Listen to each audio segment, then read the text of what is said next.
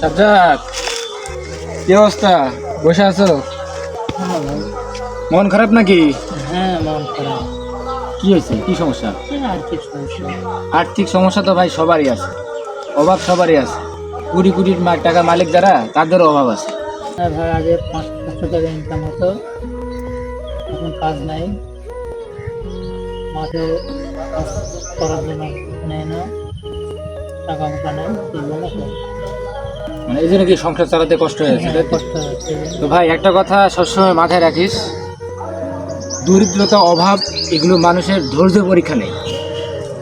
আর অর্থ সম্পদ, টাকা পয়সা এগুলো মানুষের অহংকারের পরিচয় নেই। তো ধৈর্য ধরে থাক, ইনশাল্লাহ একদিন দেখবি তুই ভালো কিছু করতে পারবি। একদিন অবশ্যই সফলতা আসবে। সফলতা কিন্তু কষ্টের মাধ্যমে আসে। এই জন্য কষ্টের সময় ধৈর্য ধরতে হবে, আল্লাহর কাছে চাইতে হবে। দেখবি যে আল্লাহ একটা ব্যবস্থা করে দিবে। ঠিক আছে? হ্যাঁ ভাই, তাই জানি। এই জন্য মন খারাপ করা যাবে না, আল্লাহর কাছে দোয়া করতে হবে। ইনশাল্লাহ একটা পথ আল্লাহ করে দিবে। ঠিক আছে? চলো, মন খারাপ করে বসে থেকে লাভ নাই, চলো একটু ঘুরে আসি, ভালো লাগবে।